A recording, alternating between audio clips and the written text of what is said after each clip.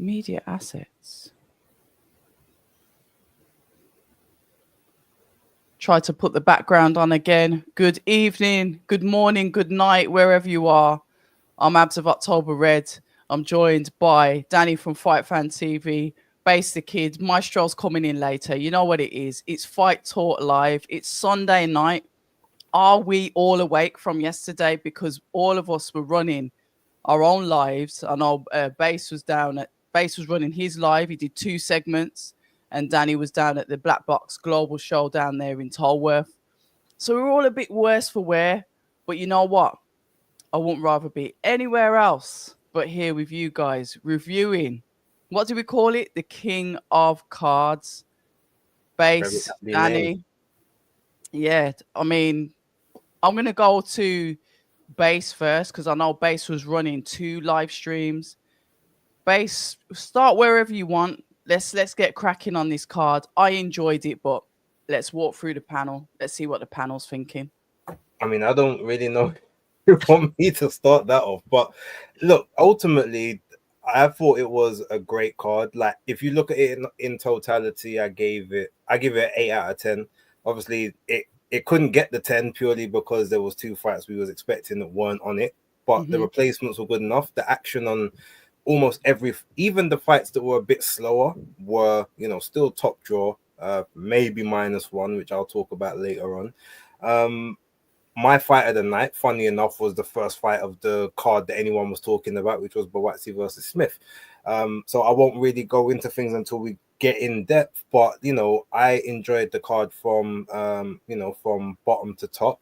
There was never a part of it where I was like, "Oh, I beg you, hurry up! Like, let's go." So yeah, look, all enjoyed. Again, there's differing degrees of enjoyment due to maybe other factors, but in terms of a card, 19.99, well worth the money, no complaints. And it gave us a lot of talking points that we can really get into, good, bad, or otherwise. So yeah, all good. Danny, what's your summary before we start going into it?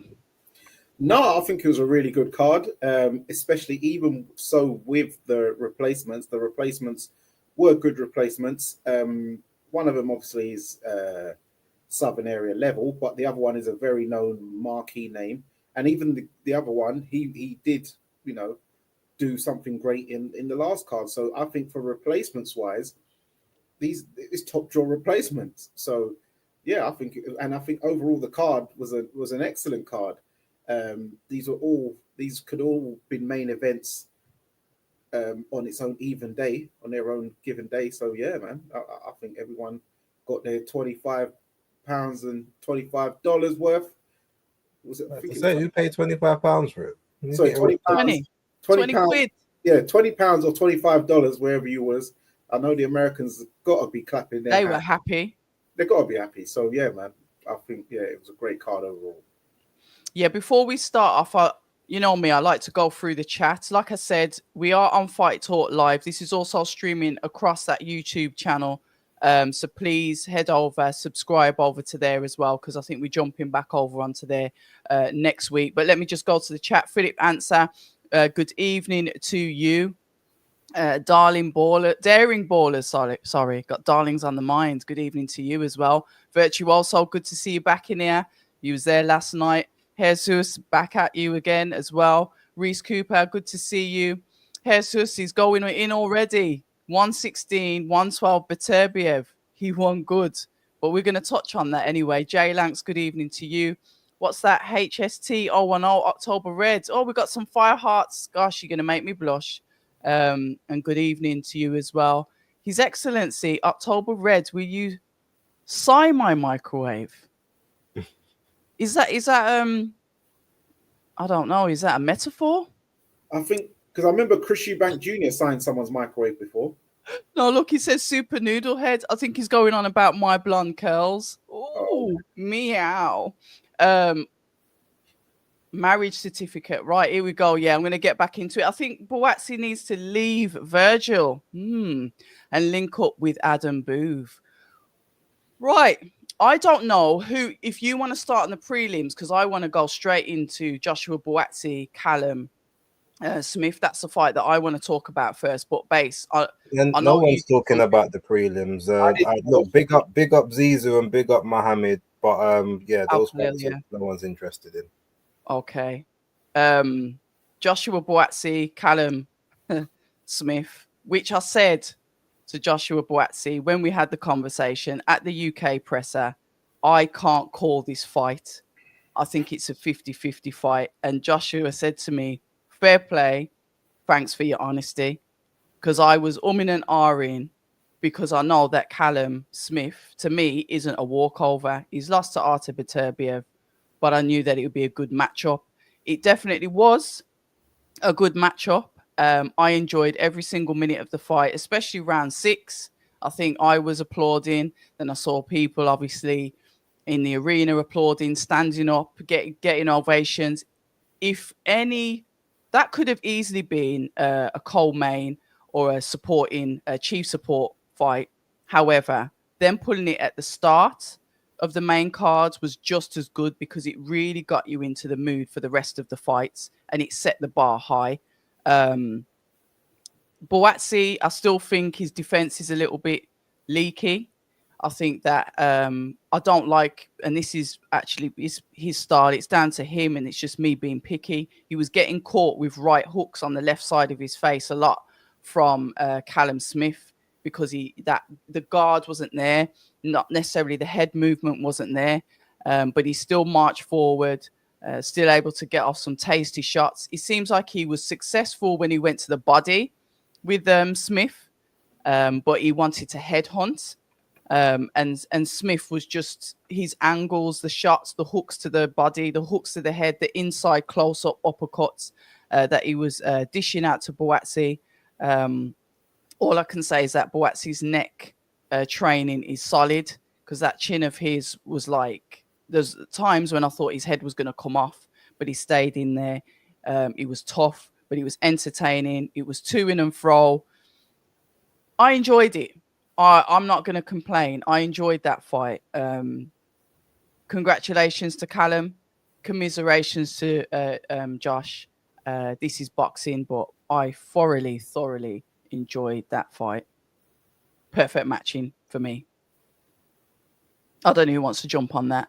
I know Base is stroking that beard of his. I know he's going to come with some. He's going to come with some vim. I can feel it. No, Danny can go next. It's fine. Okay. Yeah, so this fight was a serious fight. I think that Callum Smith's last fight, him being a ribbon cutter on the Birmingham card, maybe that got him in the right mind frame where I don't care who I am. So him being the ribbon cutter basically on this card, it just set the tone really, as you said, it set the tone really high. I thought that Buatsi was going to win on points, but I did say that I thought Buatsi would hit the canvas, and how he didn't hit the canvas, I don't know. Today, I know his neck is definitely going to be hurting, especially bone at the back here, because I've known fighters when they have had hard fights, they talk about there's some, like the neck is mad stiff at like the next day and stuff. So okay, that's definitely because he definitely, his head got whipped around a lot of times, took a lot of hooks and big straight right hands, which we've seen had Castillo shaking on the floor, left hooks and catch counter left hooks, as well as double left hooks, triple left hooks, which we've seen, highlight real style knockouts. Callum Smith landed all of that, and uppercuts as well, big shots to the body. But I did say to you, October Red, I was concerned. You did. All the way in, and you did. Smith looked a weight division. You said he looked massive compared to him, and I was like, "Nah, I can't see it." I remember, yeah, his back, his torso, his arms. I was like, you said, and then I thought, oh, maybe the legs, but then I looked at the legs, and then I thought, no, his legs are the same. So I thought he's just a big dude. So how he made super middle, I don't know, but he's definitely at the correct weight now. I know a lot of people take a lot, fans are fickle. You see him lose to Beterbiev, you see him lose to Canelo. You think, okay, you stick it on him, he's just going to fall. Oh, yeah, and John Ryder, because, he did really win John Ryder that one. But you see Callum Smith's desire. He just got married, last year, and he's still got the desire. He's still got the hunger. Callum Smith took some big shots as well. He got. Oh, yes. I know some people thought it was a clash of heads. On the replay, it showed it was the punch that busted his eye, and he had to get it stitched on the outside as well Yep. as the inside, Yep. which unique. He said that he had to get it stitched on the inside, so he's going to need some Yeah, plastic. his face was mash up. Yeah, he said he's going to need some plastic surgery. So Joshua Buatsi, yeah, he lost, but you ain't leaving unscathed. Round 6 was definitely up there for round of the year. Even you saw Anthony Joshua, Eddie Hearn, Frank Warren all out of their seat, clapping their hands. Buatsi looked like he was out on his feet, but then he rallied back, and I finally saw that venom, which I haven't seen since the Craig fight, finally come out. But that was because he was forced. You know, when you back a I don't even it's because it gives it's going to be well, so context is key here. I've seen this in real life. So when you back a rat into a corner, you see a cat or a dog back a rat into a corner, it just lashes out because it knows it's fight or flight. Yeah, base. I know you're rat in Peckham, yeah. That's why I didn't want to say it. Okay. That's why I didn't want to say it. But it actually is a rat. When it gets cornered, it comes out firing because it's like I'm if I'm gonna die, I'm gonna leave some. And you normally see the dog or the cat like bleeding at the end. I've seen it a few times. So he come out on some venom. Even he resorted to some of his old dirty tactics, punching him in the kidneys, rabbit punches in the back of the head. Where when he had Callum going, he's thinking. And I love the corner work. Virgil Hunter. Oh my God! I know people give Virgil a hard time, but he was like, "Listen, why are you standing there just taking punches, getting punched up like that? What are you doing?" He's like, "Oh, it only happened once." He's like, "You're 5 rounds down, son. You're 5 rounds." He's like, "Yeah." And he goes, what are you gonna do? What are you gonna do? What you gonna do? He goes, "Yeah, watch." So obviously he's gone onto that roadman thing, and he's like, "Don't say you watch and you don't do nothing now." He's like, "Yeah." Oh, wow. Yeah. So that's why he's come out round 6 on smoke. Okay. Yeah, he's like, "Watch this." So that's why he tried to, when he got hurt like badly, he tried to then take Callum out. Then the next round, it was some serious artillery going on. And I will say, I have to keep it a buck. I'm telling you, if Buatsi or Callum Smith was in there with Anthony Yard, they would have both smoked him. There's no way Yard would have took them shots. No way. He would have got smoked. So I know I see him, sending shots after. Did he?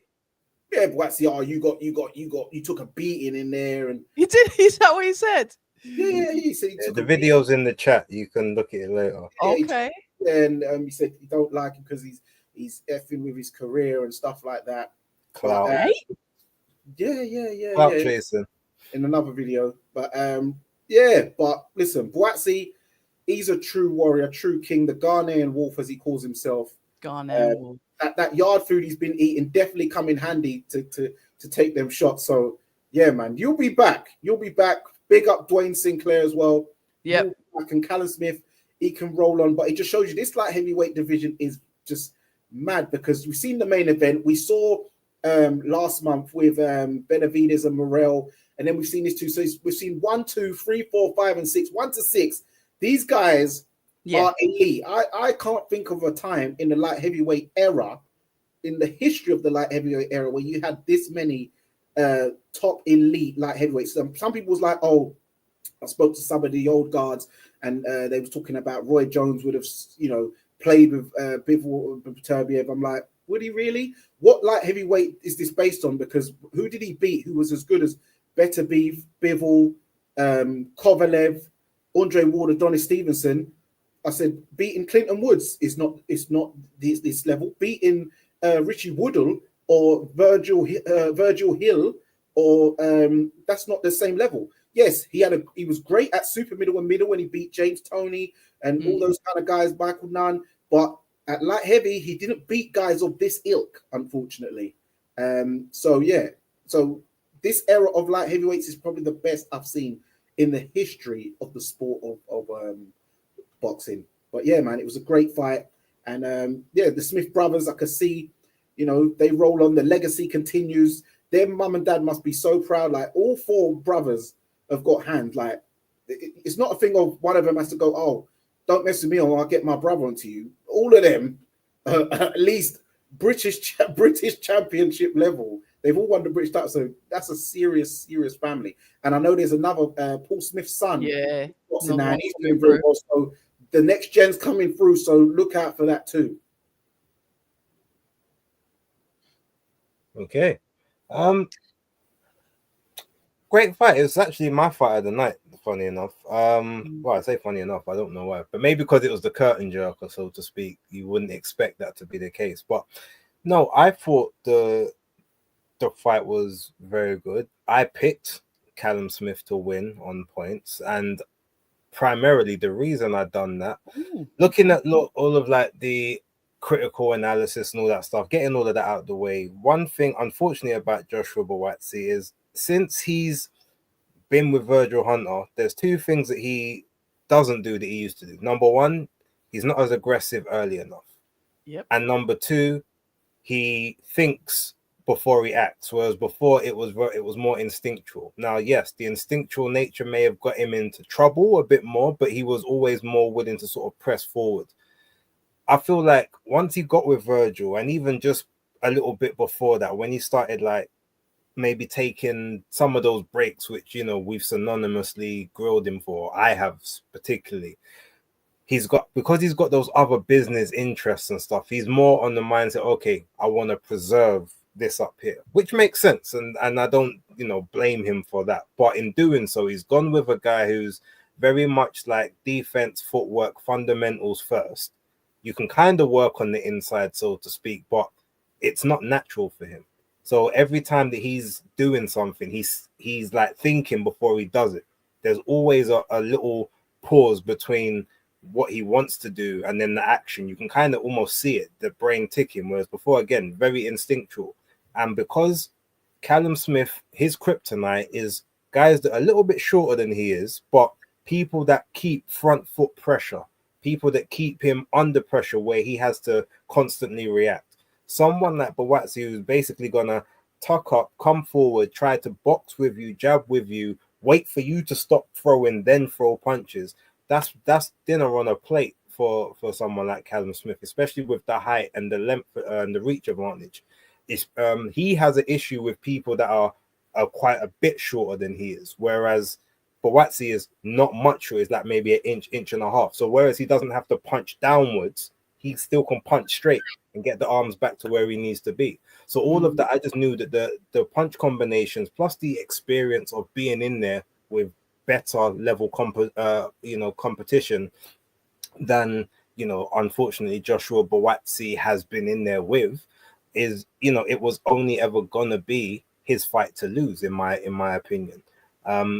And yes, I will credit Buatsi for you know, I've, you know, heard rumors about whether or not his chin is solid before, and, you know, had those questions. Is that why he was always in there with people that were not viewed as big punchers?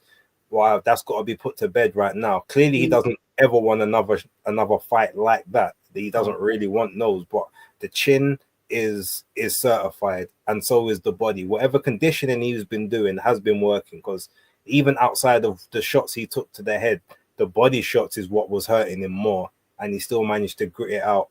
But you could tell. But the thing is, unfortunately, whereas before he used to have this almost like an angry thing about him, like you hit him, okay, I need to get that lick back. Yeah, you could visibly see when he was in pain or when he was taking these shots and didn't like them. It was on his face. And I think being that visual would have also been a factor for any judge that's looking around and watching that and watching the fight, because you can clearly see, okay, this guy is in problems. And then the clinching, the constantly trying to clinch hold, the dirty tactics, the low blows to try and get breaths, which is something he's very known for doing when he's under pressure or when he needs a bit of a break to take a breath and go again. So just with all of that in play, I just kind of knew that that this was Smith's fight to win. But yeah, shout out to both guys. There's no disgrace in Buatsi losing this fight, regardless of what many other people may say. When we used to be on Undefeated doing those talks about, well, who's the best light heavy in Britain, and Callum Smith's name was always seemed to be forgotten about. I was the one telling people he is the top guy, and that is unfortunately how it is. He's just past that level. He's been in there. He's got the t-shirt, and unlike maybe some of the others, he's had success at world level. which is something that none of the others can actually boast at this point in time. So congratulations to both guys. I think Buatsi will come again, but the problem he's going to now have is, unless it's the Yard fight, yeah, you can come back, but you can't come back as a headliner in the UK because you don't really market yourself enough to be that headliner guy. There's not really many other partners, so you might have to take the scenic route or be involved in more hard fights to get yourself back into a position. Unfortunately, with someone like Anthony Yard, and I don't want to make this about him, but because he can be a bit more marketable at times, he can speak more, and he's got Tunde there as well. Like, he can talk himself into positions. Maybe Dwayne might have to come out and start doing a bit more groundwork and talking Josh into situations moving forward. But the loss is gonna hurt him now unless he's really ready to go through the trenches to get back to, you know, that top level, or unless he can get a quick turnaround against maybe one of the other guys that maybe has just lost on one of the cards. But yeah, we'll wait and see what happens moving forward. Congratulations to both guys. So you're saying you've probably seen, because that's what I was going to ask next. Then what is next for Buatsi? But let's park that. What is next for Smith? I think, well, I can't speak exactly, but I know Eddie was talking about Smith versus Yard now that Yard is back with Queensbury. So, you know, I guess that will be a part of this 5v5 that they're looking to do again for July, possibly. Personally, I think if the immediate trilogy is going to happen, which I don't actually think it will, because unless they want to give up one of the belts, because I know that one of them has to satisfy the Michael Eifert fight. I would like to actually see, I'd like to see maybe Callum Smith take on either Michael Eifert if he's prepared to take the little step aside and not take the title fight just yet, or if not, take on Benavidez, do the unified interim championship unification match, to eliminate those. Then if whoever, then Eifert can fight Bivol, and then the other, whoever wins that can then fight the next person. So that would be the way I would envision it. I just like him to get closer to one of those shots, and at least now that he fought better Beav, he knew he wasn't ready for him. Now he can test himself against Bivol and see if that's a better style matchup. What do you think, Danny?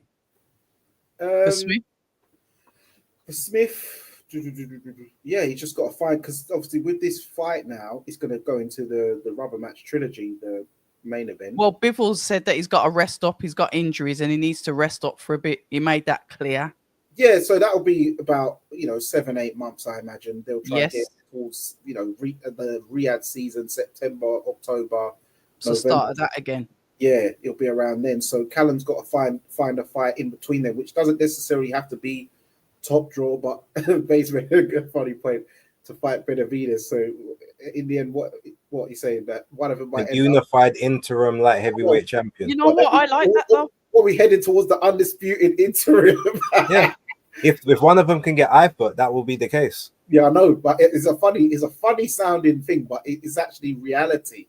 But it just shows you now how tough it is, because I saw someone in the comments on Twitter say, "Oh, they need to release some," or it was Facebook, someone, they need to release some belts and give another man a shot. I'm thinking, no, make it like it was back in the day. You got to earn your shot. That way, you get it. This is your one chance. Because if you blow it, that's it. You're never going to see it again. So yeah, I think this is a good idea. So I'd like to see Callum Smith probably fight Anthony Yard. I'd like to see that fight. I'd like to see what Eddie's pushing for, isn't it? Yeah, because obviously Yard's fighting Lyndon Arthur soon, and then I think Callum Smith versus Anthony Yard versus the winner of Yard and Arthur would be a good next fight, and host it in Britain. Yeah, I like Benavidez or Yard for Smith. I do like either of those fights. But then what happens to Buatsi? I mean, obviously Base has touched on potential fights. There is potentially the Yard fight there, but don't know if that's ever going to happen. So I've just stopped speaking about it. Don't know. Not just yet. I wouldn't say that one next. have a rebuild fight against a good, decent opponent, and then Right, who's left out there now? Louis Edmondson? Louis Edmondson, Jesse Hart, yeah, something like that. Jesse Hart, I think, will be a good shout. Yeah, someone like that, I think, will be a good shout for Boatsy next, something like that, I believe, and then revisit, get back into the mix, because he was. And I don't know if because obviously you guys was doing the watch along, so you had to have your commentary down. But I was watching it on the way to the Black Box show because that was an early fight. So I would advise, if you haven't, watch it with the volume and listen to the sounds of the punches. Yeah, no, I did. I heard them. I had the volume on. It's just set up. Cracking shots. I was like, this is painful, man. It's painful. That boxing's not a joke, man. People get seriously hurt. Well, I think, to be fair, Tony's just jumped in the comments. So shout out to Tony the pugilist. He was saying that they both went to the hospital after.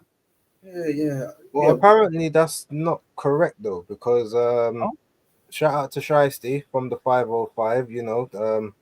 She was there because she was a part of she got given accreditation by Dwayne and that team. She said no, he wasn't in the hospital. They was backstage chilling.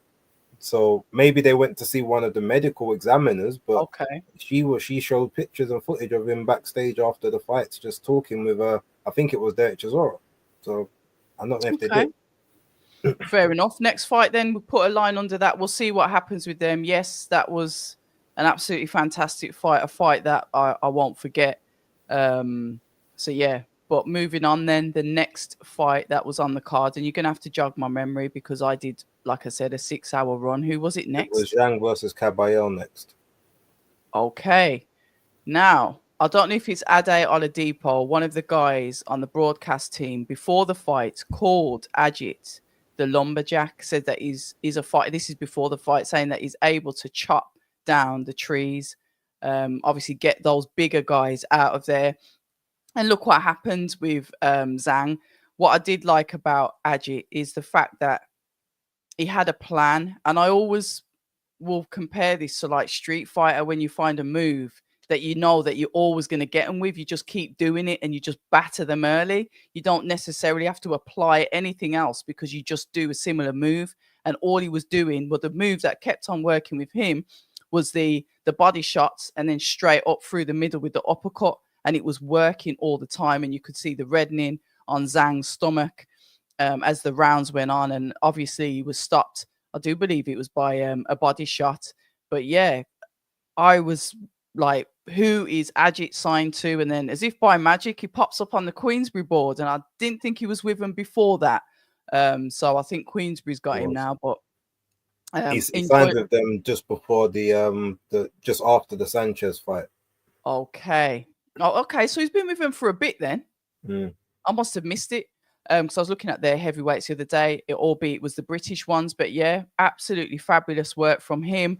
A little bit of a dark horse. Yes, I'd heard of him from before, but not really paid much attention to him until he started to get on these RIYADH cards. And that's what I was saying. A lot of the time as well, with what the Saudis are doing, they're bringing fighters that the casuals like me, because I say I'm borderline casual, that I wouldn't necessarily know about. They're highlighting those fighters to us. Absolute brilliant work. Zhang started off quicker than he usually does, even though his shots seem to be more pouring than powerful, but they just didn't seem to phase Ajit. And I think in a post-fight interview he said he didn't feel the power from Zhang like he expected to. Durable opponent. I think Fraser Clark said something about him that he just literally just keeps going, solid engine. So the credit was there for Ajit Caballero. So onwards and upwards for him. Obviously we can talk about who he could potentially go in with next, but yeah, another heavyweight that we need to keep our eye on. So who was last, Base or Danny? I can't remember. Danny. Yeah. Go on then, Dan. Yeah, with this fight, I predicted Caballero to win his third upset victory. So I've got that right, but I've got the method wrong. I did think it was going to be points because Zhang is such a big dude, big midriff. I didn't think he would feel the body shots like that. Mm-hmm. It might slow him down, but I didn't think it would be enough where it would be proper affecting him. But I don't know if Ajit Kabayel studied any kind of martial arts or anything Jiu-jitsu. I don't know, something where he knows pressure points, because it's like he knows exactly where to hit you. Because I haven't seen a heavyweight dropping big heavyweights to the body as much as this guy, because he's dropping big lummoxes with body shots. Like, people call himself the body snatch. Obviously, Mike McCallum was a super middle light heavyweight type guy. Obviously, Dillian White took the name off of his fellow Jamaican man, Mike McCallum, but Dillian White doesn't even throw body shots like that and hurt guys to the body like that. Like, Ajit Kabayel is a serious guy. Before, he was just surfing around that European level. So that's where everyone kind of saw him. That's where I kind of saw him, to be fair, until we hit RIYADH season. Yeah. And I did think he would beat the big Russian guy anyway, but I didn't know he was going to knock him out. And I didn't think he was going to knock out Sanchez. But he's just taking these guys out, and he's taking them out. He's not going late with them either. He's taking these guys out quite early. Yes. Well, he says that he didn't feel the power, but he sure did feel the power when Zhang bonged him in his face, because he went down, but he did get up well. But it shows you the power of it, because it proper dropped him fast. It's not like he like crumbled. It proper knocked him over properly. So Zhang, he's got some serious power. But hey, Kabayel has obviously got a chin. I know he got rocked and hurt a lot when he fought that Agron Smakisi, where Smakisi was just going tooth and nail, just punching him.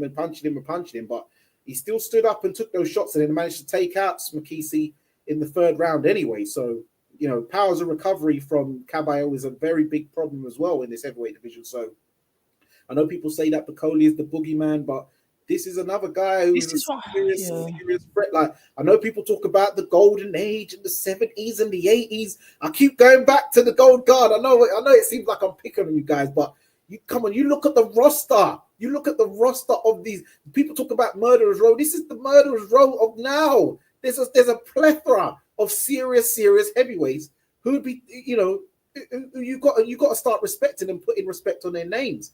So yeah, Kabayel, a lot of people, because he's based in Germany, and Germany doesn't have a great reputation of boxing. They've put out some very good boxers over the years, but people seem to associate German boxers with, you go over there and you need a knockout to win, and you're going to get robbed in Germany. But this guy's fighting away from home, and he's taking guys out convincingly. So yeah, man, well done to Ajit Kabayel. Zhang, great character, but he is 41 years of age. I don't know where he goes from here. It might be the end of the road, but yeah, it's been fun while it lasted for him. Yeah, look, I predicted this one wrong. 2 reasons, and I feel like I've not been giving Ajit his flowers, but I've seen a lot of his previous fights, and this whole new this body reaper persona that he's got, this kidney collector that they start calling him, kidney collector. It's like he hasn't been doing this that often. He started sort of this front foot thing around about when he started facing Pavel Sauer, but I remember there was a fight before then when he faced Evgenios Lazaridis, I think the guy's name is, and in that fight the power wasn't really there. Also, he got hurt and wobbled a little bit in that fight, similar to the Shrinkichi fight. Obviously, good powers of recovery, but it looked as if, okay, this is kind of the level he's going to stay at. Now, look, the whole, the thing with Arslan Bet Makhmudov, you think, look, this guy's a massive puncher. Fundamentally, he's not great, but the shots are there. Someone like Kabayel, even though he's got the decent knockout rate, you go on there, he's not really a big puncher, get taken out. Then we see the tactic. Okay, that works. Then the Sanchez fight, you think, okay, well, he's predominantly a boxer. So I looked at that one and said, he's going to try and box with Sanchez, and Sanchez is going to beat him in that game. When the two of them did box, Sanchez was winning that exchange. And then all of a sudden, he flips the switch. And now, all of a sudden, he's no longer a boxer. He's a pressure fighter, an inside pressure fighter, and a guy that just is relentless work rate. This fight, I didn't think that he would go in the pocket as quickly as he did. I thought the tactic would be to try and make Zhang like move in those first few rounds, try to tire him out that way, then go to the body. And if you look at the first round, he took some shots, some big shots, and there was a couple that did knock him off balance. So if he's saying he didn't feel that, maybe he thought the power would be even greater. I think that's what he was trying to say, yeah. But he definitely felt, okay, this guy can hit. So then when he changed up the tactic in the second round, I was shocked because I thought, even if your attacks are like successful, this is the moment Zhang's never going to have more energy and stamina than he does right now. And all it's going to take is one counter to basically have you in trouble. But the game plan was actually smart for the simple fact, even though they've both got the same reach, so they've got the same length of arm, but because you're a bit shorter, you can dip underneath the shots a little bit more. You keep his reach. You've got to be at the end of his range in order to get maximum leverage. So if you can stay in the middle of it or close to it, then you won't really feel the shots the same way. So yeah, he just worked away. It was really good to see. But then the same thing, the reason I thought Zhang would win, I goes, he's going to come on the inside. If he stays on the inside too much, yes, he might have a lot of success, but all it's going to take is the one counter. And I said in my prediction video, I feel like he's going to get greedy and get caught on the inside around about round 5 or 6, get hurt, and then possibly swing it out and get taken out the round after.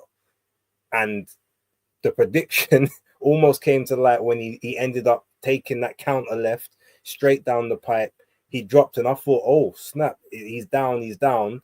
But as soon as I saw his eyes and you saw him get up, it's like, oh, he wasn't even tired. There was no wooziness. The legs were strong. I said, oh, okay, that Zhang's in problems. Because there's no way that he's going to be able to capitalize on this. To the point where just before that, he was beating the brakes off of Zhang. And then after they got up, he went and he basically won the round. They went from a 10-8 to a 10-9 on my scorecard because he basically took the round back after getting knocked down. It was quite incredible to see. And then yeah, just more body shots. Like Zhang, he went down to the knee. He did get up before the count, but ref was just like, yeah, you're done. No more. No more. But look, he's proved me wrong on 3 separate occasions, despite the fact that I actually do rate him heavily. But now I know that there's no, you maybe say, okay, well, this person, there was that issue, this person, that was that issue. In the day, he's still got to go in there, get the job done. He's getting the job done. And he's probably been the biggest beneficiary of Riyadh's season thus far, outside of maybe Alexander Usyk and Dmitry Bivol. So congrats to him. I'm looking forward to the next fight, and I certainly won't be picking against him unless he's in the ring with Parker or Dubois or someone like that. Then I'm going to have to do some real serious thinking about it. Who do you think he should fight next? Personally, I think that if he's not going to get a world title shot next, which probably he won't, I think he should be next in the IBF. Actually, he just won the WBC interim, didn't he? I was going to say he should be up for the IBF final eliminator as well, and basically be the mandatory on both sides, so he's guaranteed a shot. But yeah, if anything, Dubois is probably going straight back into the Usyk fight as I predicted during the week. So therefore, it's on my live that I did on Thursday. Yeah, so so if I was him, I'd probably say, all right, go Joseph Parker next. He's got that interim status as well. You can take that interim status off him, so you've got 2 different belts. So basically, they're not going to drop 2 belts. Someone's going to have to fight you, or if they retire, then you can become a unified champion off of your 2 interims. That if I was him, I would go around just trying to collect the other interims to make sure that I can get those belts when they do eventually drop. And because he is all action, there's no reason now for Turkey to leave him off cards. I did say I felt he was a bit disrespected, him and Parker, the way they fought in last year. He fought in last year December, the December card, and then he didn't come back until this one. It's like, well, no, he he deserved more opportunity. Same as Joseph Parker fought in March, didn't come back, but everyone else is staying active. And I thought that would be an issue. So now that he's proved he's the goods, he does deserve to. Oh no, he fought in August, isn't it, on the against Sanchez? But he deserves to be more frequently used, and it shouldn't just be reserved for Riyadh season cards either. Like, get this guy some fights over on here. UK soil. Get him The some heavy fights impact card. Yeah. Get him some fights in Europe even. Like, it doesn't have to just be Riyadh or nothing, because they only have so many dates a year. So that's what I would like. If we keep active, keep sharp, keep ticking over, and yeah, his time will definitely come. Put him on that heavy impact card. Yeah, sorry, Danny. Yeah. Yeah. That might be a bit too expensive. That might be. But there's other cards. You know, Frank Warren's got a lot of heavyweights, and there's a lot of other opponents out there from different promotions or unsigned guys who he could fight. He can definitely fight in the UK. There's a big, Turkish and Kurdish community out here who would definitely come out to support. They love a fighter when they get one to get behind, and he's obviously shown he is the goods. Obviously, what's his name? Avni Yildirim, he didn't really quite live up to expectation, but Ajit Kabayel, he's the real deal. So I think that putting him on some UK cards and getting those fans behind him, like Albanian fans do when they got their guys, I think that would be very marketable. So yeah, I think that Frank Warren should utilize that and get him out on some UK cards. Don't reserve him for just Riyadh season, because those cards, there's only so much space to get on them, really. Okay, cool. Base, next fight. Yeah, so the next fight up was Virgil Ortiz Jr. and Israel Madrimov. Yeah, go what you start off with that one then. Yeah. Come back to me. Look, it was I got this prediction wrong as well. I thought that the work rate of Virgil Ortiz would be one of the pillars of the fight, but I felt that the timing of Madrimov and the punch power, especially after Sergey Boachuk, basically, he said after his fight with Ortiz, I didn't feel his power. I didn't feel no power. So I thought, okay, so maybe the power isn't translating properly at 154 the way it was down at 147. Madrimov's, big. He's not physically bigger, but he walks around and fights at a heavier weight and has done so for a lot longer. And I thought, okay, he's taken bigger shots before, and he's really, and he'll be able to shoot in between the timing, which is what I thought. And based on obviously Boachuk being able to time Ortiz on a couple of occasions, the same as Mean Machine did as well, I just thought he might drop him a couple of times. He wouldn't stop him, but he may drop him and get consideration on the cards, more consideration than Boachuk got, and win sort of a points decision. But I did think the work rate would favor Ortiz. But the first few rounds, like, I don't know what Madrimov was doing. I know maybe you're trying to pot shot and stuff, but it was just a lot of movement for the sake of movement, looking like he was running at times. It just looked unengaging, and the only person that's pressing the action and throwing shots, even if they're landing on gloves or partially being slipped, the only person who's effectively doing anything at that point in time was Ortiz. And I think that was part of the reason why Madrimov didn't get those cards, because there was just a lot of non-engagement, and that only works if you're clearly dominating the rounds, which he wasn't. It got a lot better from about round 8 onwards, when he basically decided to go in the phone booth. And even though Ortiz was, I guess better at that type of game overall, he was throwing a lot more. But every time there was like a telling shot, it looked more like it was actually Madrimov that was connecting with it. So obviously, I know it's a riskier strategy doing that from earlier, holding your feet a bit more, but I feel as if he would have had a better chance at, sort of getting either a stoppage or getting more consideration on the cards had he done that. The main problem is ultimately Ortiz is a very high work rate guy. He does try to keep the pressure up. So unless you are visibly hurting him like consistently, or you work just as hard as him, like someone like Sergey Boachuk does, or even a Mean Machine does, you won't get the consideration. And unfortunately, Madrimov was just stuck in a style that didn't lend itself to that high work rate and yeah, he paid for it. So unfortunately, the right person won. The right person deserved to win the fight. Got it wrong, but that's okay, because sometimes that's the best time when you get it wrong, because it means that it was a close fight. Danny. Yeah, this fight, I predicted Madrimov to win on. No, actually, I predicted him to take Ortiz out and stop him. Even though I've at the weigh-in, I was very surprised that Ortiz was that much bigger than Madrimov, considering Ortiz has moved up a weight division. But so Danny, just before, I've just seen something here which I think I need to talk about. Israel Madrimov, and this was about 2 hours ago. Yeah. 2 weeks ago, we went to the doctor. Doctor says I was sick and wasn't ready for the fight with Virgil. We don't want to cancel fight because it was a big card. I worked 12 rounds sick, and maybe in rematch I come back again stronger. I don't like that. I that needed to be, and it's apropos though. It just came up on my timeline as we're talking. Wow. Yeah, Like, I saw something like that. I didn't see that. I saw that's something. bullshit. I'm sorry. Like, if you take the fight, you take the fight in it. Like, don't make it. It's hard to lose, man. It's hard to lose. Well, you say that, Base, but then you kind of gave Sanchez a little bit. Oh, he had one leg, but it weren't.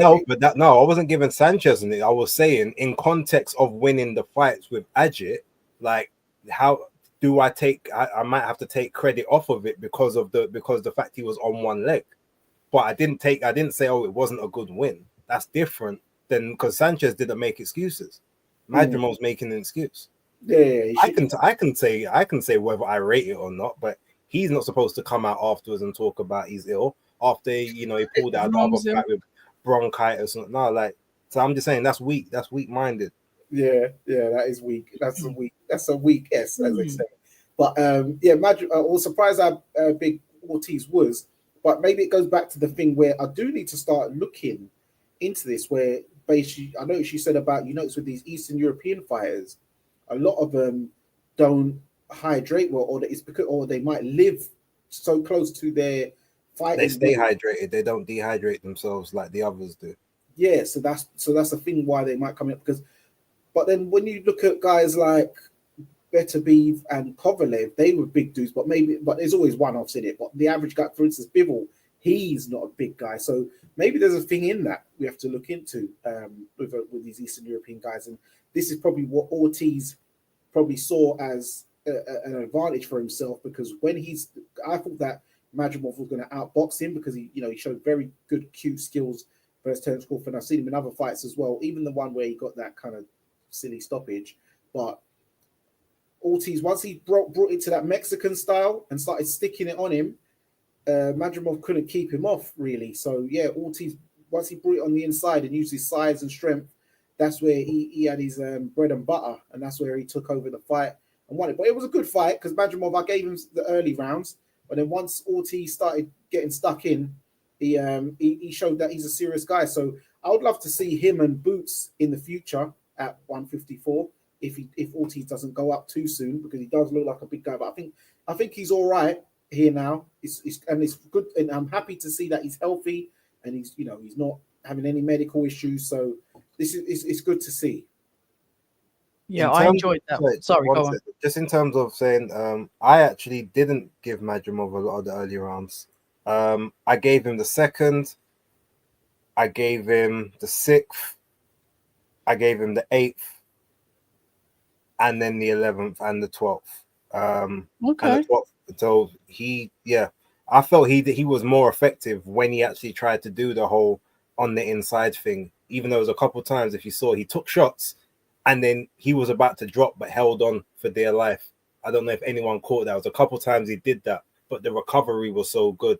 But he caught Ortiz with the better shots on the inside, but that was Ortiz's game, because he was able to flurry more and catch more. Sorry, Red, go for it. Nah, I agree. I agree with what you said.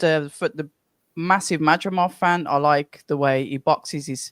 He was quite similar to Dmitry Bivol, but I think Bivol's now got more conviction with his shots. But we'll move on to him anyway. But Madrimov started off, like you said, moving on his bike in reverse, just trying to frustrate the hell out of Ortiz. That's the way I saw it. Ortiz continuously on the front foot, trying to walk forward, trying to pin him down. You could see exactly what Ortiz was trying to do all the way through the fight.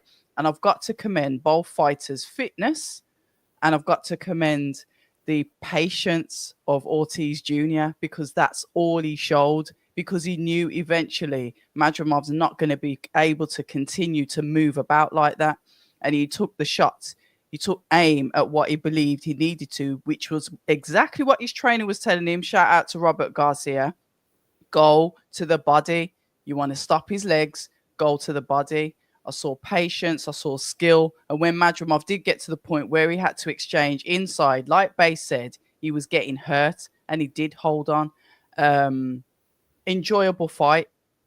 I hadn't really studied Ortiz Jr. that much to know exactly how it was going to go, but you could see that he definitely had a plan and he stuck to it. And he said it in his post-fight interview in the ring. He had to have patience. He knew exactly what to expect from Madrimov. They'd clearly studied him, and it was just about patience because he knew he'd get to him eventually. And my God, did he just do that?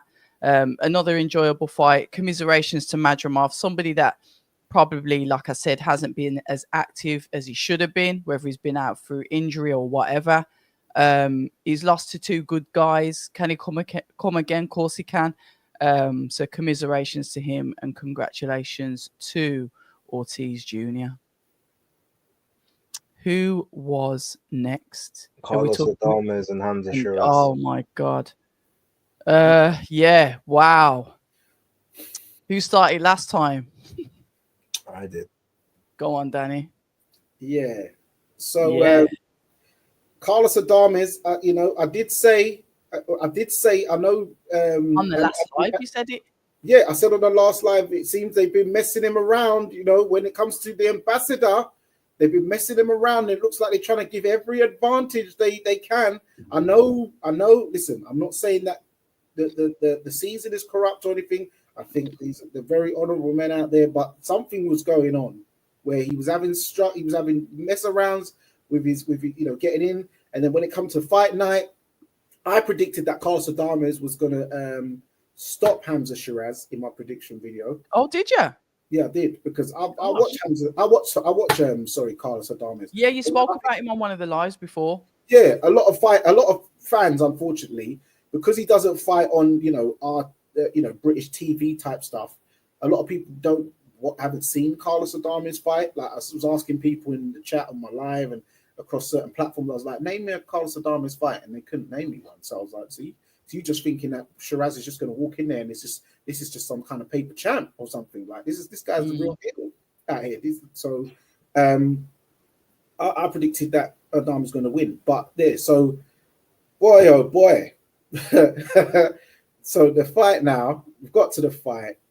Hamza Shiraz, the first couple of rounds, he's trying to, use his length and stuff. Carlos Adames, banging his chest, going, getting real animated. And then he's kind of just moved to Shiraz. And Shiraz, yeah, he does well shelling up where he's able to somehow, Basis said it and noticed it as well. But yeah, he's able to do that Callum Smith thing where they're able to cover their whole body with their arms when they shell up, because their arms are so long and their torso, I don't know if it's because their torso is short or their arms are so long, but they're able to shell up. But yeah, when Shiraz is landing one, Adames is landing threes and fours. It's like, what's going on here? Like, it's clear as day what's going on. Then, unfortunately, the video has surfaced of Turki Al Sheikh coming into the corner, giving instructions that he's 2 rounds down. I'm not sure how he's got hold of a full scorecard, because normally he meant to hand it in round by round. So to have the number of the full scorecard, it's one thing looking over a judge and seeing at the end of a certain round that he's given a 10-9 there or whatever, but to know a whole card it's a bit odd there. But I don't know I don't know what's happened there. I know that Floyd Mayweather's gone into a corner before with Gervonta Davis and said, you're losing. I know someone said to Terence Crawford before in the Sean Porter fight that he's losing, and then he's obviously gone out and taken, both of those guys. Frank had a go at Shiraz. Frank says, you better step your game up. Well, with Gervonta Davis and Crawford, they ended up taking their guys out. So that didn't really matter. But this one now, it's gone to points. And everyone that I know, I only gave Shiraz 2-3 rounds at best, and then they end up scoring it a draw. How? I don't know. But obviously, what was it, 118, 110?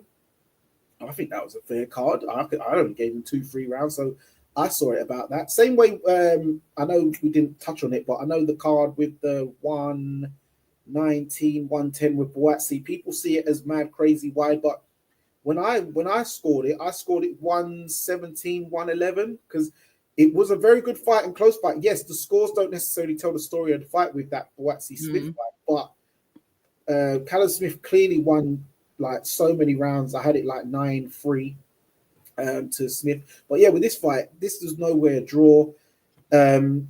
Unfortunately, and with Shiraz, this is why, as much as he's looked devastating against certain level opponents like Liam Williams and Tyler Denny and stuff like that, I've always had that thing where I'm like, because he cheated to get that win over my friend Bradley Skeet, where he's hitting him on the floor and all that. I've just always had that thing where I can't fully get behind you. Now you've just teethed my Caribbean brother, Base's proper brother, because he's from his second home in the Dominican Republic. I'm just like, nah, man, I can't get with this, man. I can't get with this. I'll tell you what, that fight's aged really well now. Yeah, it really has. So really has. Yes, I was just like, this just wound me up. Yeah, I won't spend too much time on it. It was a disgraceful decision. And I think people are the only reason it's not getting as much, even though people are commenting on it, it's not getting as much of a shellacking in the public, only because Adames didn't end up losing his belt. So because he gets to keep the belt, people was okay, we'll move on. I scored it 116, 112 to Adames. I gave Shiraz rounds 2, 3, 4, and 11. And that was it. Okay. Other than that, I thought Adames was sharper, good head movement, knew how to get on the inside, knew how to actually get around the guard, which is something that precise guard, which we've always been lauding and being amazed of how it stretches from top of their head to bottom of the torso. Yes. But Adames knew how to get around it. He stayed in front of him, never backed off. Was strategic with going sort of in and out of range. Stayed close enough that Shiraz couldn't really get those shots off, and then the same shots that people like Tyler Denny and Amo Williams are getting caught with. Adames just had too much reflexes, too quick, that quick twitch fibers to be able to just avoid, just dip under, just get out the way of. And then it's like Shiraz didn't have an answer when he wasn't able to connect. Ultimately, it was a bad result. Very, very questionable. And the thing we was talking about the Turkey now, it's fine to say to be honest, no one who's not a part of the corner should be able to go to the corner and start talking to the fighters like right there. But obviously, if you're in and around that periphery and you yell out and they hear something, that's one thing. And he's talking about Floyd and you got to do X, Y, Z, but he's giving instructions with people from the Crawford one is that, I think he's losing. He goes, what, he up? Yeah. And they're like, but they don't know that. That's just a perception they've got. Because in actual fact, on those scorecards, he was ahead on every single scorecard. But with this, when you get someone like Turkey, obviously, who is the big proprietor, the big, the guy that's putting everything together and funding it, and he's going into the corner specifically saying, you're down by 2 rounds.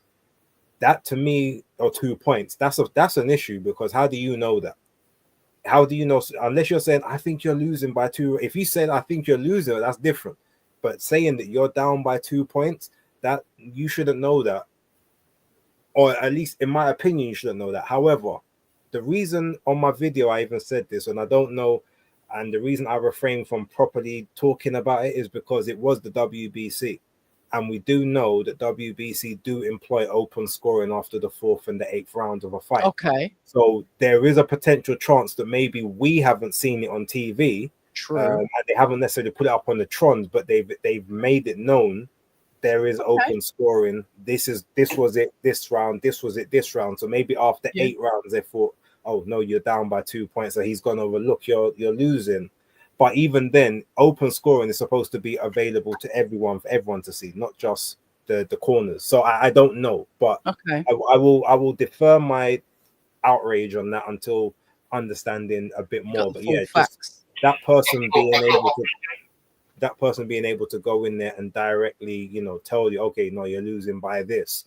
I just feel like that is, that was a bit problematic for me. But outside of that, I didn't have any other concerns. And yeah, it was probably my least favorite fight of the night, to be honest. And I guess the result at the end just kind of made it even further down. But I take half a point from that one because I predicted Shiraz would win it on points, and he went the distance and he didn't lose. So I'll take a half point on that prediction there. Oh, I Clever. saw someone in the chat say that that it was announced that there was open scoring on the Wednesday. Tony put it in there. Yeah, I didn't know that. Okay, so there you go. That's why I didn't give out any direct venom. But yeah, I do know WBC do employ open scoring, but it's supposed to be visible for everyone to know. Yeah, I thought Adames won. Listen, guys, I'm more eye test. I don't score. I'm not clinical like you guys. I wouldn't know how to score to save my life. But from what I saw, I thought Adames was more dominant. Definitely had more presence. One of the things that I really liked about Adames is the way that he was able to get inside. Obviously, we know that Shiraz is known for his long levers. He'll catch you coming in. And like Bay said, he was able to navigate around that. The way that he dipped under to come through and go in around the guard. Another thing that Bay said, the way, because I suspected that he was going to continuously go for the overhand right, but he was able to hook behind the guard with the taller fighter. I really enjoyed watching the fight. I just don't think that Shiraz had any answers, like Bay said. I'm sort of echoing that as well. I said he was quite tentative. Was it the power that he was feeling? Was he unsure what to do? What was it? Because I'm one of these that, has advocated for Shiraz, the fact that he's left home, he's gone over to the States, he's taken boxing that serious, he's made these sacrifices. He's a bit of a good example for the sacrifices that a boxer makes. So, but he just didn't seem to have the answers. I thought by the look on his face at the end that he believed that he'd lost as well, because he was like, he looked a bit shocked himself. But the sad thing was when I saw Adames sort of like hang his head and shake it, almost like he said, I knew this was going to happen, which was quite sad to see. But like he said, it's a draw. It's not a loss. He gets to keep the belts. But a couple of people in the chat have said that Hamza should go up. I do believe he should be at 175 as well. I think in one of the interviews that he did when he was out there, forgive me, I can't remember the channel, but he said he comfortably walks around usually at 200 pounds. No problem, but he can get back into, he can make weight quite easy. But I'd probably like to see him at 175. Well, 168 first, at least. But I don't know. I think if he's walking around at 200, fair enough. You can jump up. All right, fair enough. But I think he'd be suited at 175. I don't think he walks around that heavy. That's what I'm sure he said that. I can't remember the channel. If anybody has watched any of the Saudi convos and they've saw that, please. I mean, he might have done at one point or another, but he said before that he's very careful with his diet these days to make sure that he's not too far away from his weight. Okay. So maybe he used to walk around at 200. Mate, I know I've heard it recently, but listen, I could be wrong. But yeah, it's a learning experience for Hamza. And we'll see what happens then. I'm not going to be too hard on him. Yes, he was lucky to get a draw because I didn't think that he won. But other than that, it's all learning, and I'm sure he will take a lot of experience from this. Yeah, so. and it would serve him to probably go up £8 because it's not £7 like most weight divisions. This one at the higher weights anyway. This one's £8 between 160 and 168 because, as I said, I've seen the process he goes through to make that weight division, and it didn't look healthy at all. So, and that's 160 when he was fighting Amon Williams. I saw that process. So, I don't know what he was doing to get to 154 before, but it would serve him to start at 168. There's still tall guys there as well. Like, you've got Diego Pacheco, Callum Simpson. Yeah, you've got Sajo.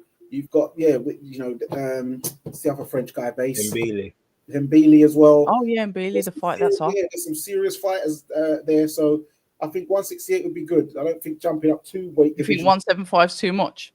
£15 is too much in one go. Right now it is. He can go there later, but he's still young, so he still needs to get. Yeah, he's still young. He's at 25. He's still young. Yeah, but he had the honesty and integrity in his face. Like I said, he believed that he didn't get it, and that shows honesty on him. If the judges have done what the judges have done, that's on them. But you could see that he was like, "Yikes!" Yeah, really. He'll eventually finish 175 at the end of his career, but for now, I think 168 will be a good thing. Yeah, you just got to go back to the drawing board. But I won't put him back in with him again. Not yet. No. Next fight. It was Stevenson and Padley. Who started last time? Danny. I did. You can start now. Yeah, a short notice opponent. I think this one might have been 3 or 4 days. Padley, I saw him for the first time. Once again, a RIYADH card. It was the Anthony Joshua, Daniel Dubois undercard where he stopped Mark Chamberlain. So obviously, he gets the call. He's still got a full-time job, I believe, but he turned up, showed up when obviously young Schofield got sick. Another story. But he was there. He came to fight. He came to win. He came to earn his money. I thought he made a very good account of himself compared to what Shakur Stevenson is as a fighter, as the reputation as one of the top fighters. I would have expected Shakur to get him out there earlier, but he got him out of there. Body shot. You can see the frustration with Josh Padley as he went down. I think it was the third time when they decided to stop it. But yeah, he was in the fight. He was taking some punishment. I think there were a few people in the live because I was enjoying the fact that he was getting stuck in.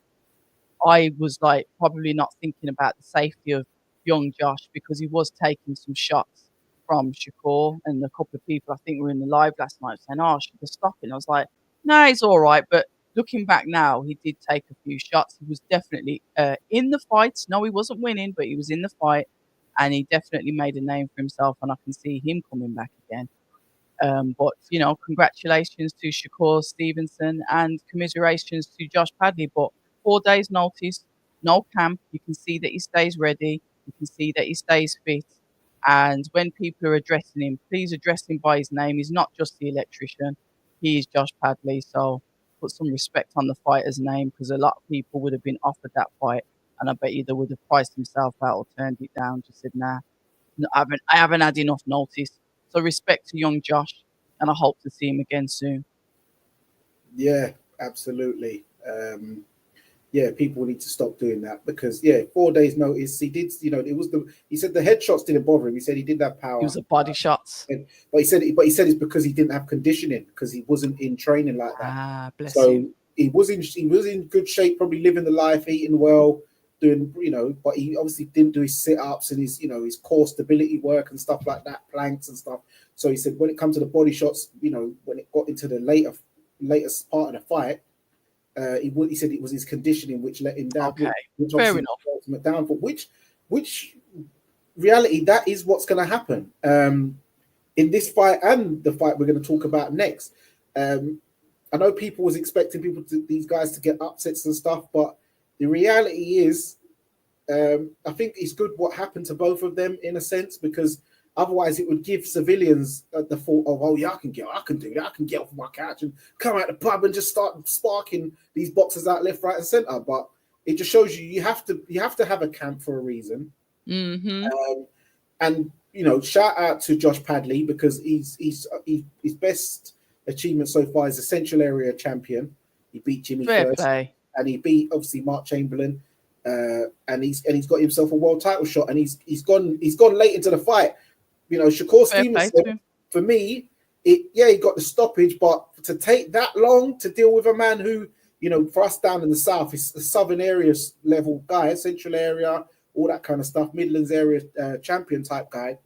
That's not really a good look. You should really be getting him out of there. I know people say, man like Floyd didn't punch hard, but he would have been getting guys like, you know, southern area, central area kind of guys out in a round or two, like truth be told. So yeah, and I see Shakur as well. He's had hand surgery. You saw like the scars on his hand, and I noticed in a couple of the rounds when he's hitting Josh Padley, he's shaking his hands and like wincing, like so his hands was hurting him in general. So Shakur, he's gonna have trouble in his career when he steps up, because if he's fighting, you know, the big boys like Tank and, you know, stuff like that, he doesn't really need hand injuries hindering him, because that will then play a factor into some of these big fights if he's not able to get past that pain inertia. He's got to disguise it well and have a better poker face, in my opinion. But yeah, shout out to Josh Padley, and shout out to his workplace, who was you know, very understanding that he had to take time off on short notice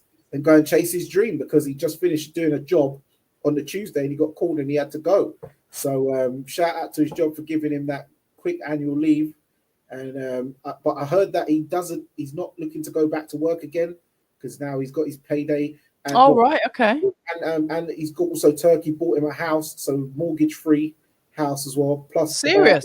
Yeah. Bought him a house separate from the purse for helping him out there. So, hey, now he can give up the day job and he can be a full-time pro. So, hey, man, big ups to Josh Padley, man. Sometimes this is why you say October. Stay ready. Come on. Yeah, look, I ain't going to spend a lot of time on this one. It was what it was. Shakur, obviously, several levels above Josh Padley. Shout out to Josh Padley for attempting to give it a go, but, you know, it was 9 rounds blowout. Basically, it was, you know, each round. I don't see how Chris Mannix managed to give Padley the first round.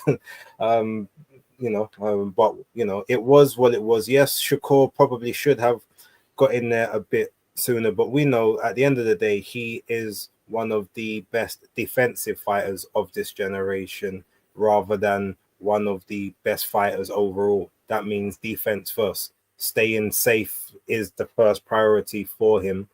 And there was times that I feel like, yes, he could have stepped on the gas, maybe taken a little bit of a extra, taken a gamble, maybe even taken a shot or two to, you know, to get Padley out of there quicker than he did. But he chose, again, the safety first approach, and, you know, he got the knockout eventually.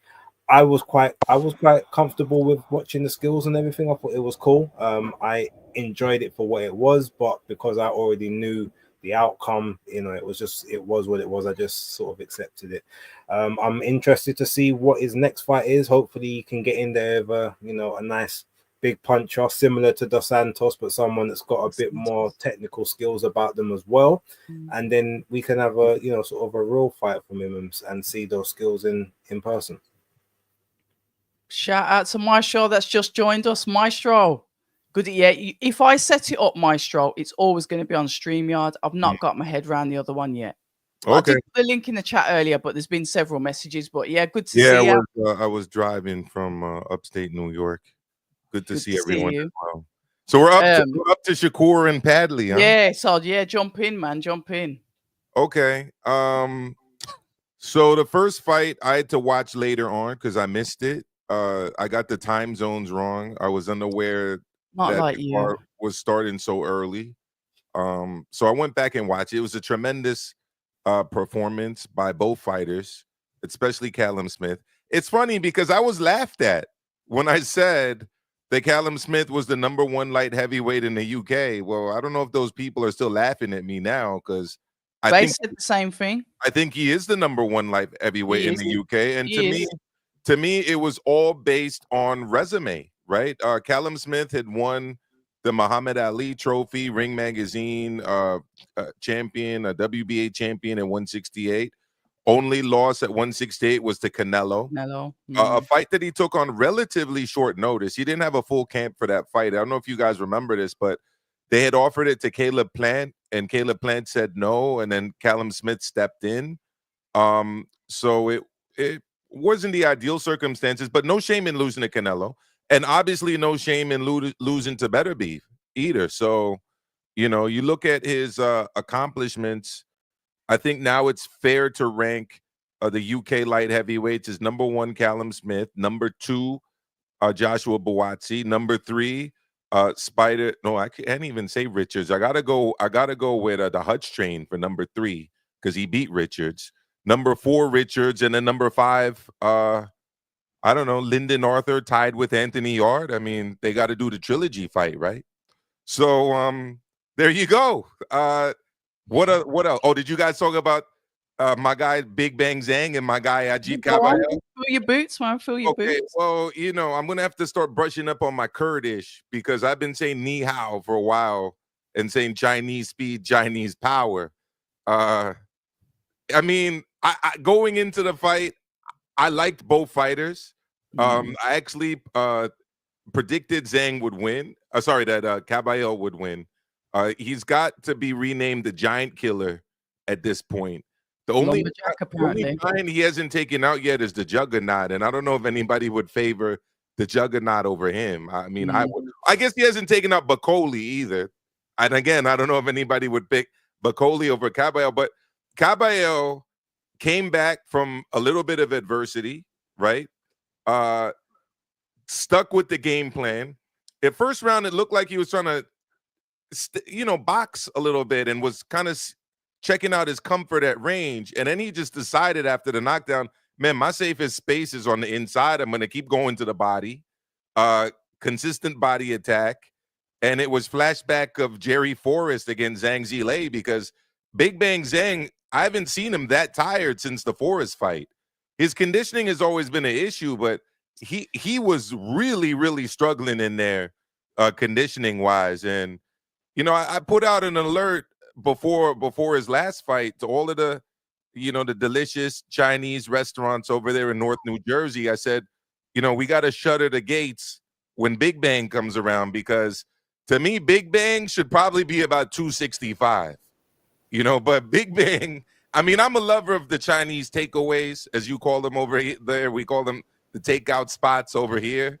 But for him to be that heavy consistently at 6'6", I see no reason for him to be more than, I don't know, 260, maybe 265 at the most. But yeah, Ajit Kabayel, the Giant Killer, now WBC interim. I think he's going to be the next WBC champ because I don't see Usyk defending his title against Ajit Kabayel. Too high risk, too low reward. And he's only got a couple fights left. I think it's likely going to be Dubois. And then the, the show fight against Alex Pereira. So we'll see. And then Shakur did what I thought Shakur would do. He dominated the guy, knocked him out. But at the end of the day, it was a last-minute opponent. And I was listening on your channel, October. Okay. How to get on. Couldn't agree more with my man Danny. For all of the people comparing Floyd Mayweather, Pretty Boy Floyd at that stage of his career versus Shakur, I think Pretty Boy would have probably put Padley away a lot earlier. Guaranteed, actually, would have put him away a lot earlier. So I brought out the chairman hat to commemorate my man Zhang. I still got a lot of love for Chinese speed, Chinese power, but it's looking more like Turkish body snatching at this point because he is wrecking these dudes to the body, Kabayel. He hit the Makhmudov, and he did it again to Frank Sanchez. Yeah, well, Frank Sanchez is a smaller heavyweight, but he did it to him too. So he's beating up the guys his size and the guys bigger than him. Yeah. Very impressive. He's kind of like a 1990s heavyweight to me, You're not one of these super heavyweight, like super sized heavyweight guys, but solid, 6'3", 6'4", athletic, good hands, good foot movement, can get inside, can throw combinations on the inside. Yeah. I mean, a lot of people miss those kind of heavyweight fighters, and he's a throwback right there. Definitely throwback, Ajit Kabayel. And you make a good point about the Usyk thing because Kabayel, that technique and style is all wrong because what he's all about is what Usyk hates the most. Like everyone talks about Anthony Joshua and Daniel Dubois and Fury, just go to the body. But no, these guys don't know how to go to the body. Caballero knows how to hit those pressure points. Oh, the pressure points. And no ref is pulling up his body shots. So no. if Usyk goes down, oh good grief. Yeah, I mean, Danny said it perfectly. It's those pressure points, right?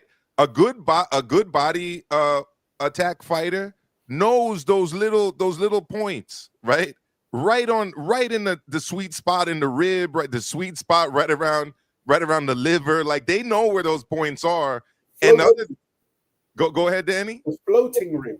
Yes, exactly. And the minute they land at, it's impossible to hide the hurt. And he realizes when he hits these guys in those spots that they're hurt. And then he goes for the finish every time. He goes back there. He's dare I say he might be the best body puncher in the heavyweight division. I think he probably is the best body puncher in the heavyweight division. Best body puncher in the heavyweight division that I've seen for a while, actually. I know Dillian goes by the tagline, the body snatcher, but with all due respect to Dillian, Ajit Caballeros, I think, is the best body puncher in the heavyweights. That's what I said earlier. I think Dillian's doing that more as a respect to his Jamaican uncle, Mike McCallum. So, but yeah, he don't go to the body like. I haven't seen no one have a good as body shot. I haven't seen a heavyweight work the body as well as that since Riddick Bowe. Yeah, like I said, another 1990s kind of heavyweight. This is a throwback heavyweight, right? We got to put on Ortiz, Madrimov, Adames, Shiraz. Oh, okay. Ortiz, Madrimov. Let's get to it. So there were some question marks around Ortiz going into this fight. There were a few people out there, people I respect, who actually thought that Boachuk beat him in his last outing. I thought it was close. It's a few swing rounds. I would have been fine with a draw or maybe a round in favor of Boachuk, but it was a close fight. The other issue is he actually hasn't had that many fights at 154, and the memories of the Rabdo scares are kind of still there. So number one, he made the weight comfortably. No issues with that. No collapsing. No withdrawing from the fight. Funny enough, we had a couple other people withdraw from fights. And inside the ring, consistent pressure. Stuck to the game plan. Madrimov didn't really seem to have many answers for it. I mean, he started off kind of bouncing around. Kind of tried to circle, use his jab, but it was all Ortiz as far as I'm concerned, and I was fine with that decision. As it relates to Hamza Shiraz, we found later on that I guess he broke his hand. Not quite sure what round. I heard it was early on, but I thought that it was a very unfair decision to Carlos Adames. Carlos Adames was the more dynamic fighter, and if you're looking at the main criteria for judging a fight, clean, effective punching was him. Ring generalship was him. I don't really know how you could score that fight a draw. I mean, they said that Hamza broke his right hand, but the thing that was quite interesting to me was that he really wasn't that authoritative with his jab, considering the height and reach advantage. I would have thought that he would have really been getting that jab working. And now that I find out later on that he didn't have the right hand, it was actually the left hand that lack of, use of the authoritative use of the left hand that was really startling to me, because the jab really wasn't there in any way that was deterring Adames from moving forward. Adames was blocking, he was parrying, he was slipping, he was getting inside, and he was letting his hands go. I mean, I don't know how you don't score that fight for Carlos Adames, but he was clearly the B side in this scenario, which is unfair, but it is what it is. He's a PBC fighter that's been inactive. I was arguing with not really arguing, but discussing it with someone on my channel earlier who kind of blames his inactivity on Adames. I don't really blame Adames for that. I mean, it's not his fault how he got a title, which is another thing that perturbed the person I was speaking to. If you guys remember, he got the title the way he did because he was chasing Charlo for what seems like years and never got a title shot. And and then became a quote unquote email champ. So I felt it was tough on Adames. We'll see if he gets a rematch. But now I think we get a better idea about why Team Shiraz wasn't really looking for that smoke with Janibek, because don't forget he was ranked under Janibek, positioned for WBO shot, if memory serves me well, before he was positioned for WBC shot against Adames. So WBO is obviously Frank's belt of choice. But look, the Adames thing that you said there about you don't blame him for the inactivity. Okay, it isn't all his fault, but he is a big contributor to it. Like at the end of the day, I don't know what that contract is like with PBC. I mean, look, you guys know my thoughts on PBC anyway, but surely if you're chasing the guy and he's not there, like you can go ask for someone else. All right, can you put me on this card? I need to stay busy. Or can you, unless the contract is telling you you cannot go anywhere regardless, which we don't know of.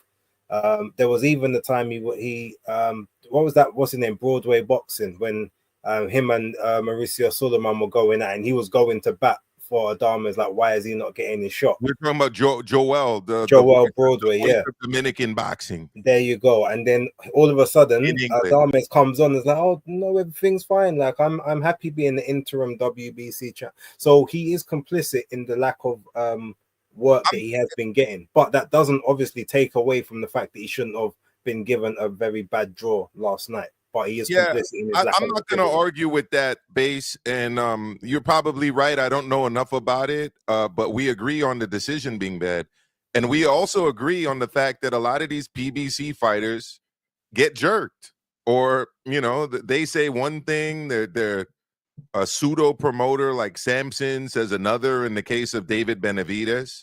So I don't know. Well, maybe we'll get into the whole thing with David Benavidez and where he factors into all of this once you guys talk about the main event, because I think that's an interesting subplot there as well. But I guess we're working our way up the card, right? So we're still at Shakur, and so we'll get to Benavidez, because I know Danny's excited about Benavidez. So we gotta discuss Benavidez for the sake of Fight Fan TV Live. All right, next fight. Which one was that then? Parker Bacoli.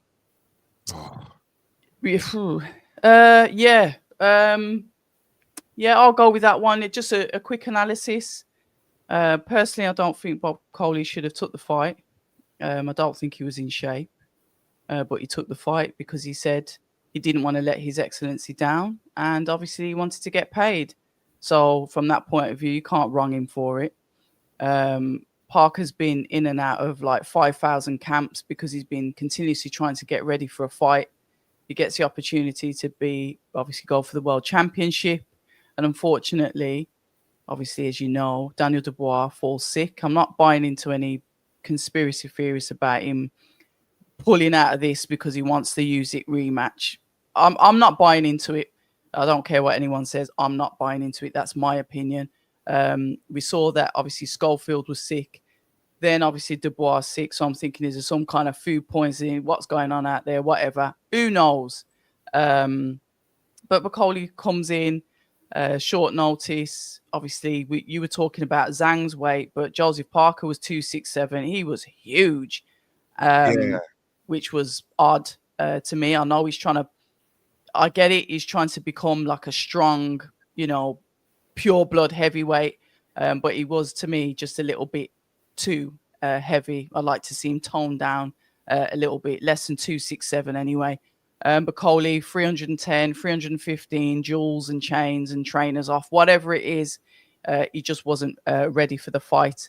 And he got caught with that same on the top of your head sweeping hook that Adelaide caught Dakers with, because I was like, where's the shot? But straight away, they played it back, and it was that head scrambler right at the top of the head. And you saw him, like, it's weird because it delays you, and then you drop. Same thing again. Obviously, got the stoppage round 2. It is what it is. Congratulations to Joseph Parker. Commiserations to Martin Bacoli. Allegedly, even though I thought he might get a 45-day break for that, he's fighting in May, so hopefully that will fit nicely into his camp, because I haven't done the maths for him to still fight FA at Jagba. So he's not out the picture. He took an opportunity. He didn't say no. He got paid in the process.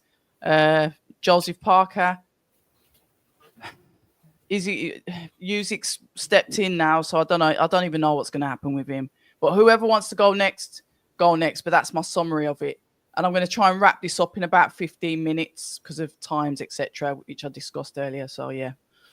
Yeah, let me look. I mean, look, real talk, but Cody should have never been in there. That whole travel situation was just crazy. That shouldn't have happened. Outside of that, I'm not going to. Whereas I want to try and give him some grace on that particular part, I can't give him grace on the not being ready or not being in some semblance of a decent shape. There is no way that you're supposed to be out there weighing 310, 315, 320, whatever it is, as a professional athlete who's begging for opportunities. Yeah.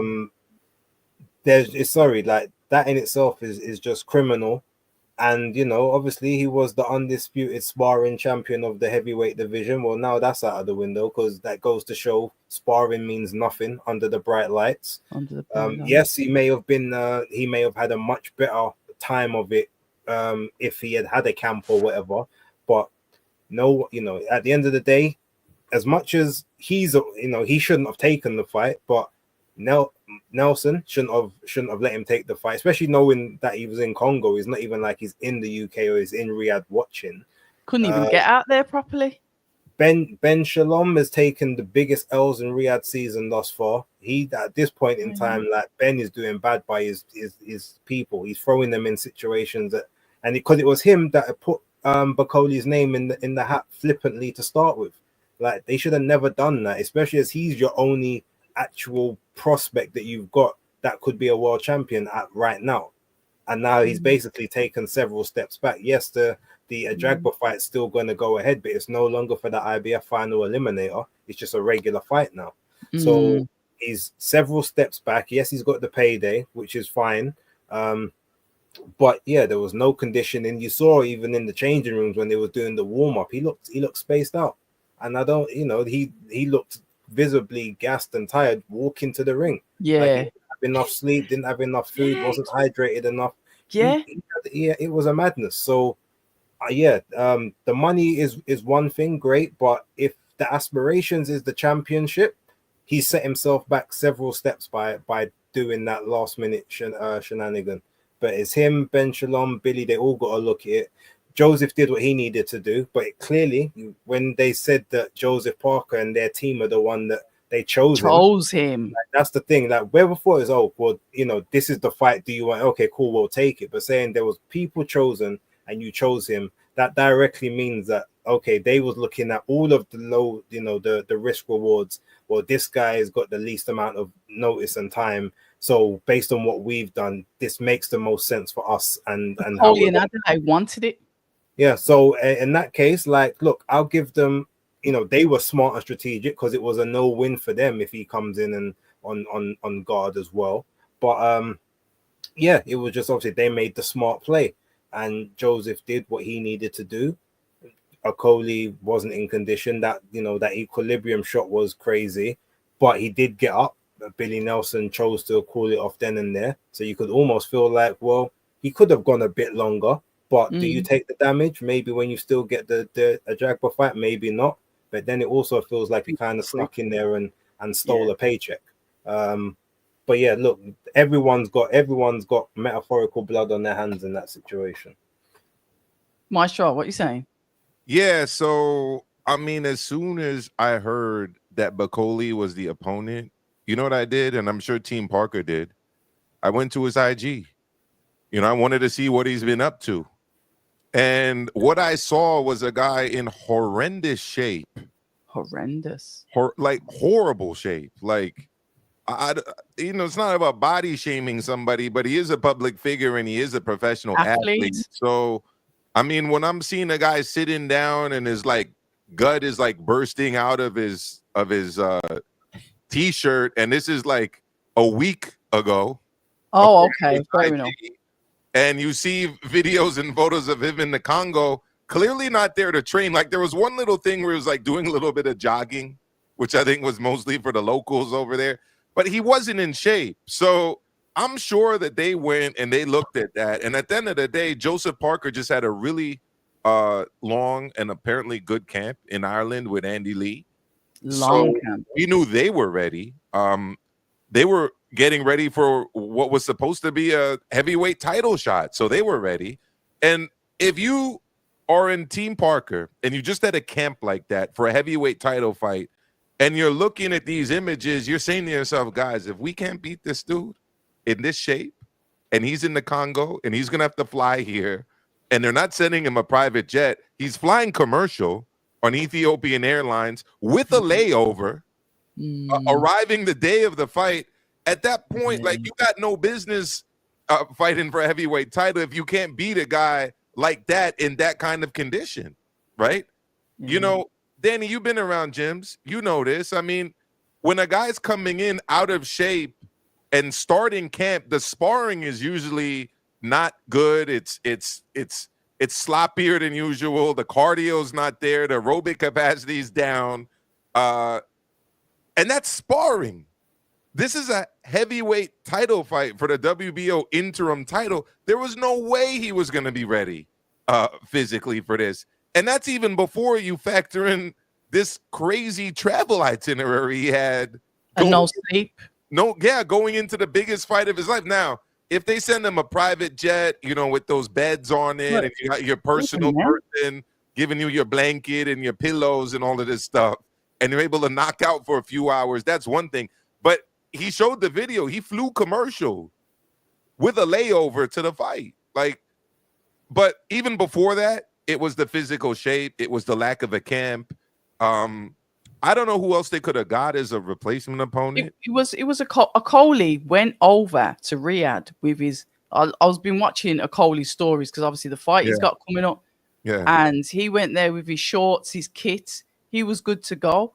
David Adelaide was another name that was mentioned. I think when it was announced that Bacoli fought, you know, IG, they put up all the comments about, Bacoli's going to fight Parker. And David Adelaide must have tweeted, "Kiss my teeth." So these fighters those two were definitely ready to go out there and fight. Danny, you may want to close your ears for this, but they did it for the money. And that's fine. They did it for the money. And all of them. Yeah. I don't know what kind of a percentage of Daniel Dubois' purse they received, right? I don't know. See, Danny doesn't like the money talk, so I gave him the trigger warning there. But whatever Daniel Dubois received supposedly was a lot of money, right? So my guess is, I don't know how much of it they offered the replacement opponent, but probably a lot to make it worth their while. 7 figures.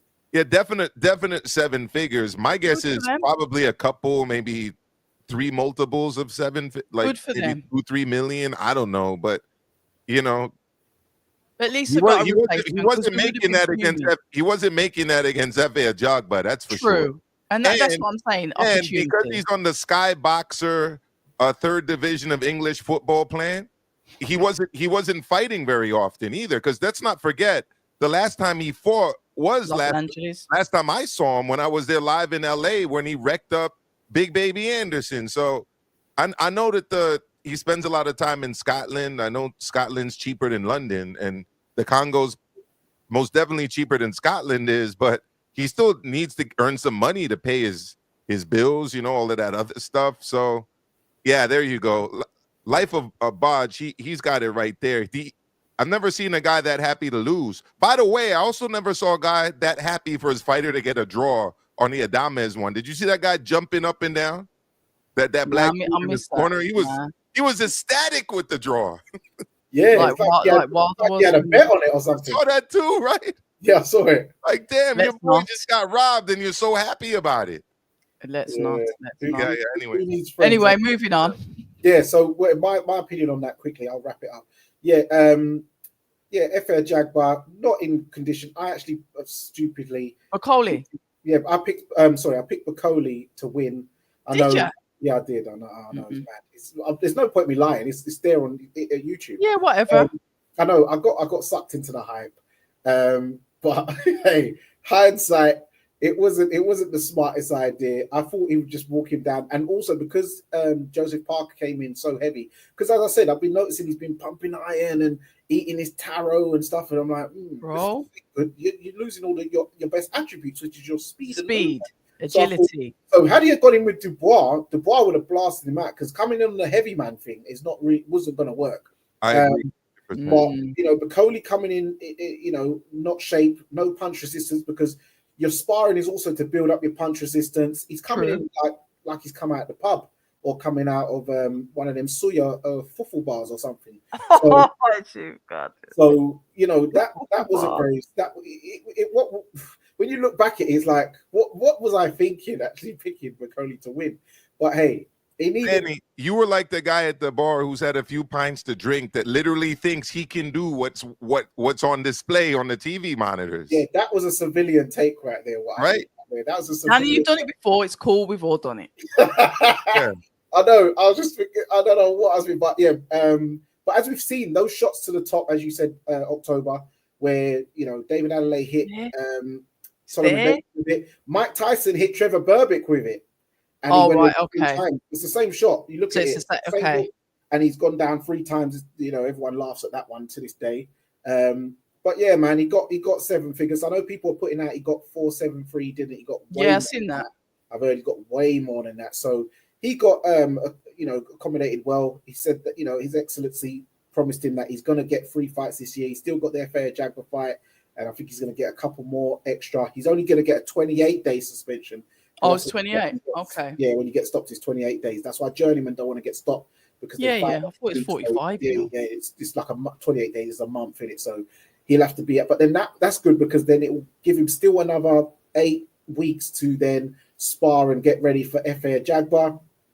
Karma Serene, Danny the Hype Merchant. Yeah, man. Hey, it is what it is. It is what it is. Have we got the last fight then? Yes. The headline. I did want to say one quick thing though. I'd like to see Joseph Parker and Ajit Caballero, because I don't see either of them getting a shot at Usyk anytime soon. Yeah, not a bad shot. Or at Dubois either for the IBF, because I think Usyk Dubois is next. Yeah, I agree with that, to be fair. Even though I don't mind him fighting Usyk either, but that ain't going to happen. Nice. Yeah, the headline, the round 13, the 24 rounds. Once again, just like Callum Smith and Joshua Buatsi, this fight went rapid. Those rounds were flying. Artur Beterbiev started so quick this time, and I'm just gonna leave it there, because the rest of the fight is what it is. But I was crying into my pillow last night as I watched those belts cross the ring, leave Artur Beterbiev on his 10th defense of his belts, and he had to give them to Bivol, quite rightly so. But I actually feel sad about that, and I've never even interviewed Artur Beterbiev, but I feel like this informal, invisible relationship that I formed with him, as a true fan of his, my heart was broken, and it still is, and I don't care. I'm sad. But yeah, whoever wants to go on can go on, because it is what it is. The fight was what it was, and it was a beautiful fight. But Beterbiev lost, man. That's why I'm wearing black. I'm wearing black for Beterbiev. Yeah, I like both of the fighters. October. And I'm not gonna get into the whole announcing of where they're from and deleting where they're actually from. And it's the first time we didn't have to listen to all of the anthems in Saudi, which usually I'd enjoy, but I didn't like it for the reasons that they did it on this one. That being said, I thought that the right man won. I thought that Beterbiev started strong. I thought that Bivol, despite kind of looking a little bit shaky to me at the beginning, not necessarily shaky, I just didn't know if he would be able to keep up with what he was doing. But he said it himself. He gained confidence when he saw that Beterbiev was getting tired and was tired. And at that point, I think he upped the volume. He was the more accurate puncher. And I think Beterbiev, while he did go to the body with the jab and with the right hand, I was talking about this with Tony P earlier today, that he would have probably benefited from a lot more hooking, left hooks to the body, but for whatever reason, that it isn't one of his main bread and butter punches. Yeah, I thought he kind of closed well, but in that 12th on my scorecard, he needed 2 knockdowns or a knockout to win the fight, and he didn't earn either of those 2 things. So I think the right man won. But the good news for you, October Red, is it's a 3rd fight. It's a big fight, and it's an opportunity for redemption for Beterbiev.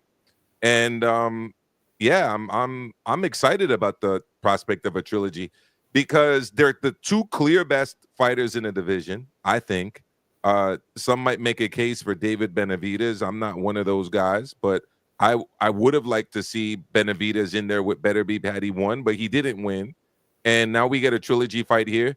And if anything, I'd like to see Benavidez take on Callum Smith, who beat Buatsi for an interim title, which Benavidez also holds an interim title. And they set a precedent in that fight with David Morrell because it was the first time I'd ever seen the sanctioning bodies unify secondary titles. So maybe they can unify a 3rd secondary title with Callum Smith. Yeah, with this fight, Beterbiev, he started, well, Bivol won the 1st round. Beterbiev started coming out like a freight train. He was sticking it on Bivol, hurt Bivol. Bivol then started going on the run, and it did look like Base's pick was going to come true. But then, as Bivol said, he heard him breathing. He said, I was tired, but I could see he was tired, and I knew we was both tired. So I knew, and as he kept, remember he kept saying, even after the 1st loss, I know I have to do more. I have to do more faster, more stronger, more better conditioning, better this. So when he's talking like that, all I can think of, it reminds me of like, some of the martial arts film, because he reminds me of a little Ryu Ken type guy. I can imagine a little kid, like the golden child, and his dad giving him, you gotta be more faster, son. You gotta be more this. You gotta be more. And he's like looking at his dad like in awe. And yes, like, Dad, I will do it. I'll do it for you. I promise. To his dad. Yeah, you can see he proper looks up to his dad. Like he proper looks up to him. So, and then you can see in those moments now he's thinking, I've got to be more. I'm getting beaten up. All right, it's hurting, but I've got to do it. I've got to be strong. And then he's just turned the screw. And that was probably the best pure boxing. What he did from like round 7 to round 11 was the best pure boxing I've seen on TV. I can't say in my life. I wish I was there. But I'd seen, and I was like, this guy, he's hitting the angles, he's hitting the 3-punch combinations. He is 7-8 punches. And Danny, against such a high-level fighter, it wasn't like he was doing this against some scrub. He was doing it against, at that point, the best fighter in the division. Yeah, that's what I'm saying. The best boxer that I've seen on TV, because anyone can look like $1 billion in Sugar Ray Leonard against low-hanging fruit. But I'm talking, he's hitting these angles and hitting these combinations and moves like he is looking tremendous, and he's against Beterbiev, and I'm like, Beterbiev is like that output frustrated.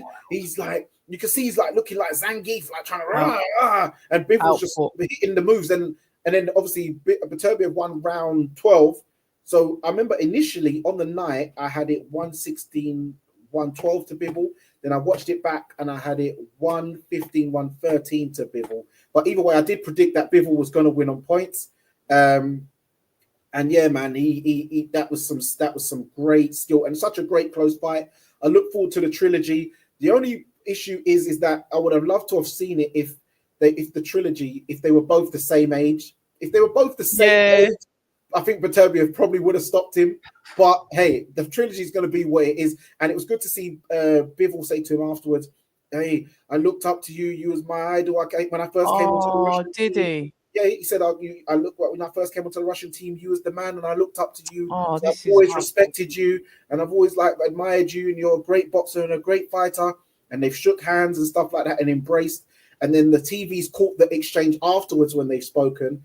And then I think Bivol stuck his hand out for the second time, but Bivol said that was the second exchange, and Beterbiev's gone, "No, I'm not shaking your hand because we're having third fights now." But he said it in a normal way, which means a jovial way. Yeah, in a joking way, because Bivol and his team started laughing. So obviously English is not Bivol's first language. So he said he didn't say it in a bad way. He said it in a normal way. But what he means, said it in a jokingly way. As remember, We'll shake hands after. We'll shake hands after the third fight. I seen him do that, and then I seen him do that. Yeah, so that's what he said, that we're gonna have a third fight. So I'm not shaking your hand now. We'll do it after. So yeah, it was good to see. But if this is the passing of the torch and Bivol wins, that's what I'm saying.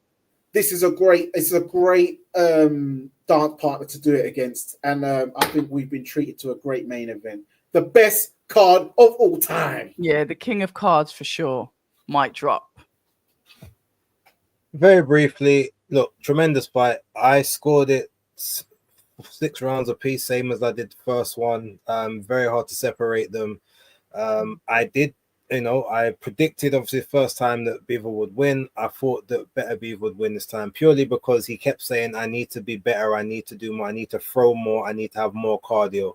And I just thought that if he's going to sit and exchange more, that's obviously Better Beav's best chance, whereas he had the better opportunity. He had the better of the fight, like the first time around, sort of being a bit more economical. It's just in those last rounds, he did kind of give him a little bit here and there. In terms of the fight itself, first 3 rounds I gave to Bivol, but the third one was a swing.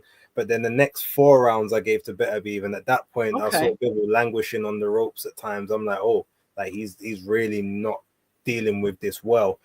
But after that, I mean, credit to him, because in rounds 8, round 9, he came out on some different energy and managed to swing the fight back into his advantage, in my opinion. But then round 10, I feel like Better Beav just about got him towards the end of it, just did a bit more. But Bivol was doing much better in just trying to stay with him in this one rather than just sort of trying to, survive. But then round 11 was his. I gave him the 11th round. I thought he was brilliant in that round.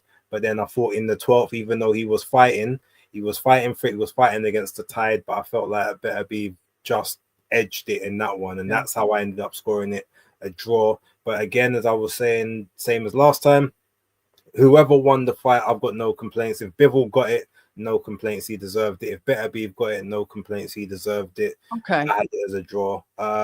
Tremendous fight. I've got no issues with the third fight. Nope.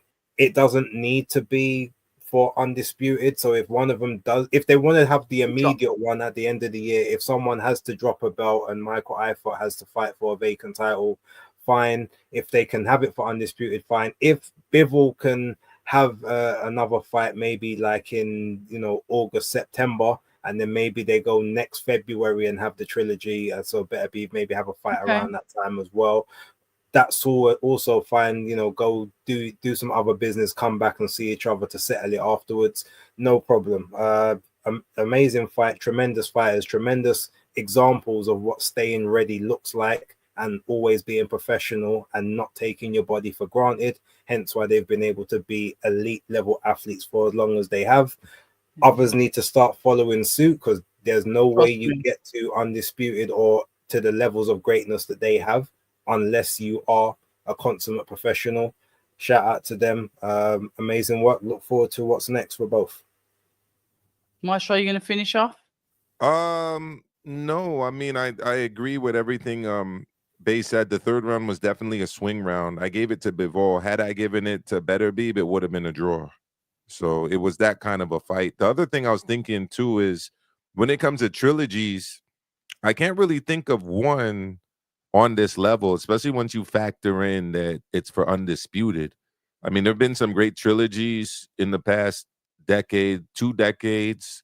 Pacquiao, Marquez, Vasquez. But I mean, this is another level. This is a really, really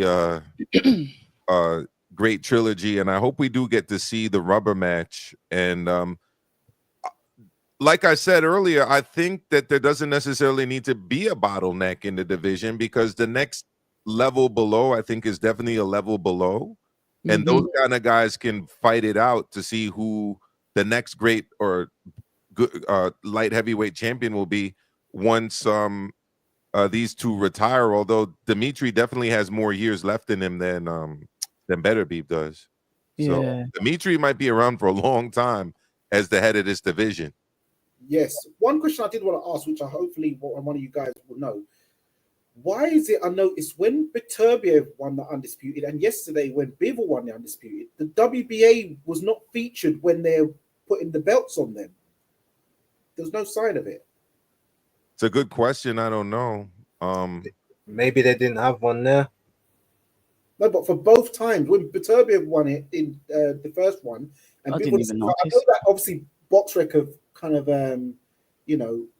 ostracized. Yeah, but if you remember, they may not have had it, but they had the WBA when Usyk fought Fury both times, and that was in Riyadh. So it can't be that they've got it, but ultimately they had 2 other belts made for them. They had 2 WBC variants. They had the Undisputed title. Maybe they're just too many to carry, and they just didn't take it.